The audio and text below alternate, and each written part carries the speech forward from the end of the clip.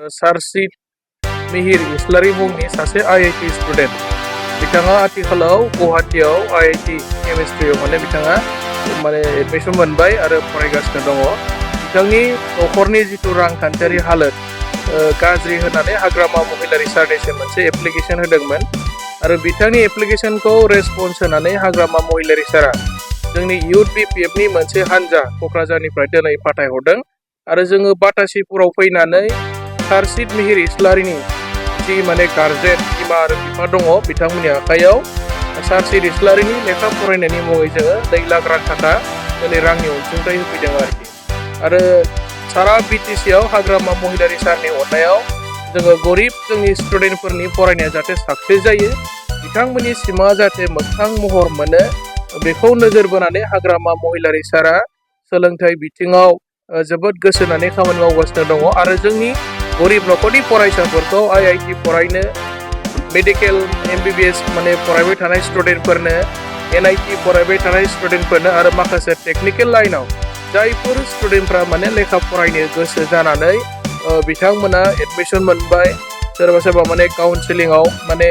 Pass जाबाय बिथांमोन बायदि स्टुडेन्टफोरनो दिनैहाय सारा BTCआवनो हाग्रामा महिला रिसार्चआ राङारि अनसुंथाइ होदों आरो BPF हान्जानि पार्टी फान्डनिफ्राय लोगोसे स्टुडेन्ट वेलफेयार फान्डनिफ्राय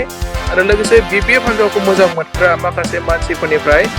बेबायदि खांलायलायनानै राङारि अनसुंथाइ होनाय नोंथांमोना नुबोगासिनो दं आरोखि। आथिखालाव नुगासिनो दं बबेयावबा बिदि 2 लाख बबेयावबा 5 लाख बबेयावबा 3 लाख बेखौ एस पार रिक्वायरमेन्ट जायनो जेसेबां गोनांथि दङ बेखौ नायनानै रां होनाया डिफारेन्स दङ आरोखि सोरनावबा 2 लाख सोरबा बुंदों 1 लाख होबानो आंनि फरायनाय मदद जागोन सार होननानै हाग्रामा सारखौ रिकुवेस्ट खालामहरदों दा बेबायदि एस पार रिक्वायरमेन्ट बेखौ नायनानैहाय जोङो सारा BTCआव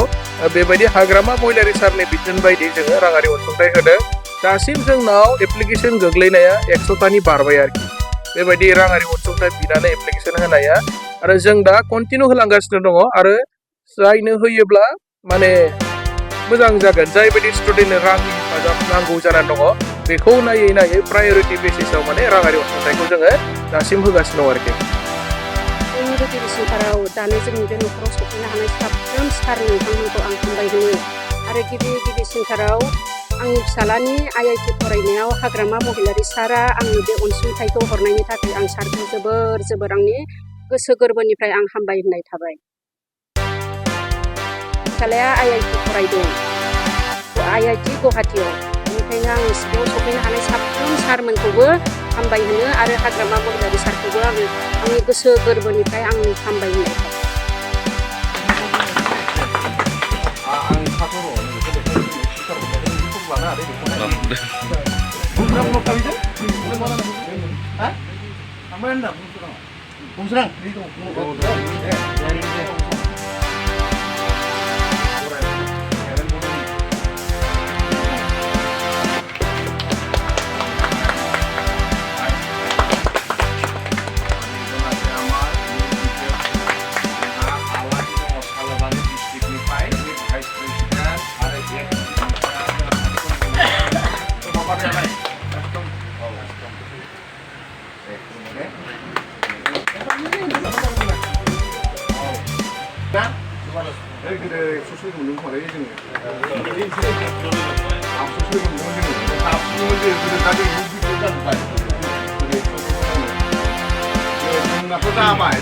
Oke.